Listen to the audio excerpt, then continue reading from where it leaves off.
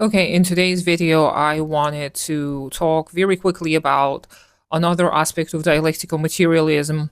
This is more of a Hegelian concept, and this is something that is very, very important to understand to be able to distinguish between different types of reasoning. So Hegel makes a difference between two types of reasoning. One is common sense reasoning. This is our everyday type of reasoning where we think of different notions, basically. And remember, the notion is not the same as understanding. So Hegel insists that the different types of notions will create common sense. And in some regards, this way of thinking may be very helpful, especially in our day-to-day interactions. But the logical reasoning, this is what Hegel proposed, is the only way of understanding the world, which sounds very simplistic, right? And how do you distinguish between logical reasoning and common sense reasoning? Well, this is where, again, the question of ideology comes to be helpful, because once you realize that the vast majority of our personal perceptions, they're not individual, they're a part of the whole, they're a part of this whole narrative, that is not carefully crafted by some evil people. It is something that just comes into play because of the way we relate to everything in the world. And in capitalist production, we have to relate to each other and the world around us in a certain manner in order to reproduce the same conditions of production. So it is a self-replicating thing. And once we understand this, once we come to terms with the fact that we knowingly or unknowingly perpetuate the same behaviors that help capitalism continue being, this is when we will be able to start making changes and making amends and ultimately building a new type of a society. Now, and this is not about morality. This is something that I keep on insisting on. A lot of people get really, really stuck in the feel-good politics type of narratives. It isn't about your personal correct choices. It isn't about you personally making the best decisions. Of course, it is a good idea to be a normal, genuinely good person who does not do things that harm other people. This is always a good choice, but this is a common sense choice that ultimately is not going to lead to a bigger change. What is going to lead to a bigger change is once the communities of organized people start building their life around different types of not only moral values, but also around different ways of relating to each other. This is when we're going to see slowly over time, in human time at least, we're going to see a change, a difference of a tendency. Now, thinking about the world in terms of tendencies rather than good, bad, black, white, etc., is much more helpful, I believe.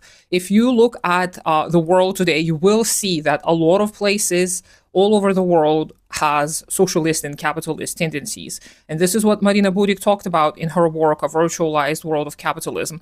Of course, she talked about a ton of things, very helpful, but this was one of the first things she mentions, the fact that there are capitalist tendencies and socialist tendencies nearly everywhere. Of course, she used historical examples of the USSR, arguing that the capitalist tendencies in the USSR, even if they were used in a non-capitalist way, slowly but steadily led the USSR to its decline and ultimately to its dissolution. Of course, this is not some kind of a moral journey that the USSR took under. It was all about, again, the relationship between the people to the means of production, to each other, to the state, etc., etc.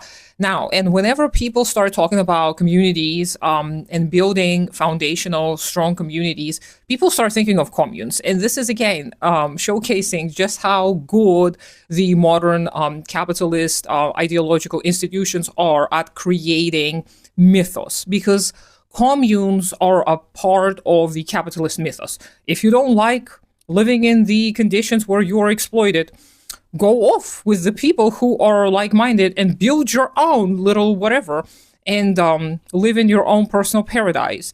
And you will soon see that this is not effective, which it isn't not effective. It is just not possible to isolate yourself. We live in a world that is connected through multitude of little pathways, which we cannot even fully comprehend yet. We don't yet have the science that explains to us even things like the power of gravity. But that does not mean these things do not exist and they do not affect us. It's just that we haven't yet fully understood them, and we should do a better job trying to understand them. But same goes to capitalist type of communes. And I mean capitalist, meaning that they are not free from the capitalist production. They are unable, if you and a group of people just go off into the wilderness, secure a plot of land somehow and start building your own different little society, how are you going to allocate the necessities? How are you going to counteract natural disasters? What are you going to do if an epidemic strikes your little community? What are you going to do once you run out of access to electricity or water? All of these are the questions that many communes are unable to individually address. And if it's just a group of people, it is still individual. It is still an individual effort. It only is going to be possible to address all of these issues and to actually build true communes once the entire planet is going to start having more of these socialist tendencies.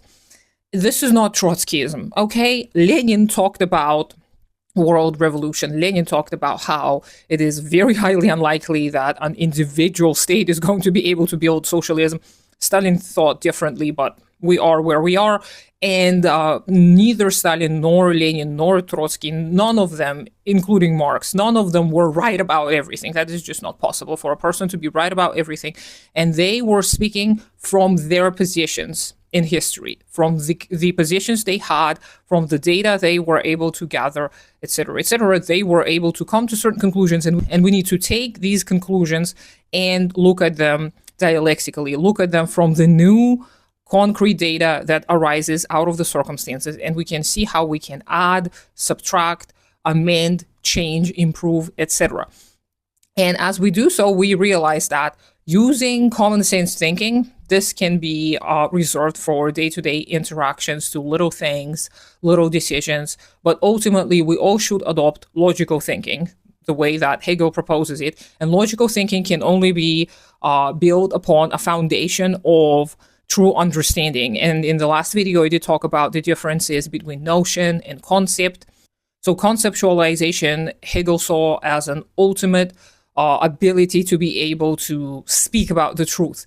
And when you're able to conceptualize the concrete reality using your beautiful mind to, in the ideal form, see the material reality, this means you are able to communicate this material reality to other people effectively. And this is when you are able to not only improve your communication, but you're able to share together with other people this reality. And this is not going to be a full view of reality, because reality continuously changes. So as soon as you get a glimpse of it, it's already different. It's kind of like they say in Buddhism, once you become enlightened, you can't really give your enlightenment, explain your enlightenment to someone else. This was the way people tried to explain the universe in the ideal terms, in the terms that were accessible to them at the time. And we continue on that legacy of thinking. We continue thinking about how the world is. And Hegel and Ilyenkov and Marx and thinkers who dedicated their life to understanding the material reality, they all are going to be immensely helpful for our future endeavors. So building communes is not going to solve our issues unless we are able to secure the understanding of the vast majority of the people in our geographical location. And that is going to take a lot of time. That is going to take a lot of organizing efforts. So we've got to all do whatever we can. Whoever can speak, let them speak. Whoever can do something else, let them do whatever they can do that is not harmful immediately. This is what we should be engaging in. And also, we've got to learn to understand that nothing is a fairy tale. And even if we do all the right things, inevitably the vast majority of smaller movements are going to be crushed at different points of their own history. And then some parts of it may be revived, some parts of it may not, and then we've got to carry on. We've got to carry that on. We've got to talk to people from different generations. We've got to make sure that as many people as humanly possible participate in our organizing efforts so that this legacy is carried on, because this is the only thing that's going to preserve humanity from total extinction. And the chances are getting slimmer by the day with the climate disaster upon us, with all of the political turmoil that is happening. But this was all predictable. A lot of Marxist thinkers throughout the 20th century have been pointing out the tendencies of what is happening right now, of all of the war, of all of the worsening extremism all over the world. All of this was predictable, and this is made predictable by studying dialectical materialism, by studying dialectical logic and the logic of the movement of the substance. You cannot do it alone. You cannot do it without any help whatsoever. It may take you an entire lifetime to be able to come to the simplest conclusion. So this is why all of the authors I continuously recommend are of aid. They are helpful so that you can understand the world better and so that you can organize better. So I know this video was all over the place. Hopefully some of it made sense. Let me know what you think. I hope you have a great day today. Consider supporting me on Patreon. Do take care of yourself and your community first. Subscribe to me on all the other social medias, even though I don't do much there. And I'll talk to you sometime later.